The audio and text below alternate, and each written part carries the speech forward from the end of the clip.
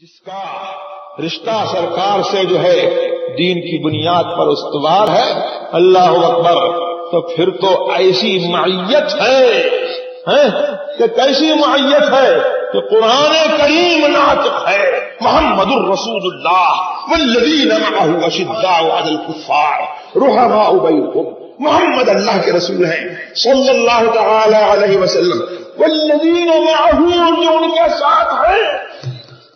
اس کے مصداق اولین صحابہ کرام ہیں، لیکن خالی صحابہ کرام نہیں ہے، ہم بھی اس کے مصداق ہیں۔ شرط پوری کر دیں، شرط پوری کر دیں کہ ہم بھی اس کے مصداق ہیں۔ اللہ اکبر، کیا شرط ہے؟ کہ ان کے ہو کر کے رہیں، ان کے ہو کر کے رہیں، اور ان پر جو ہے ایمان سلامت رہے۔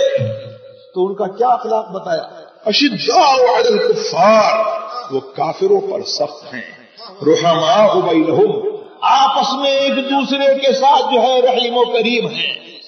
آج تو یہ کیا جا رہا ہے کہ دیوبندیوں کے ساتھ میں اتحاد کیا جا رہا ہے، روافض کے ساتھ میں اتحاد کیا جا رہا ہے، اور اپنوں سے ملنے کا سلیقہ نہیں آ رہا ہے، اپنوں سے ملنے کا سلیقہ نہیں آ رہا ہے، اور ہر مسئلے کو جو ہے انا کا مسئلہ بنایا جا رہا ہے۔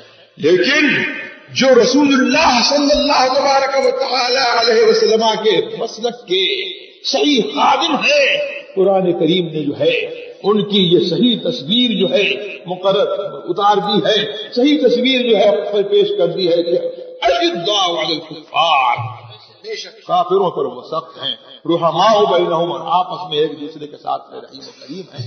تو وہ کیسی معیت ہے جو رسول صلی اللہ علیہ وسلم کے غلام ہیں، جو ان کے کلمہ گو ہیں، صحیح طور پر ان کے دین پر جو ہے قائم ہیں، ان کی معیت کیسی ہے؟ والذین معہ، جملہ اسمیہ ہے، مفید ثبوت و دوام ہے، اللہ نے کوئی قید نہیں لگائی ہے۔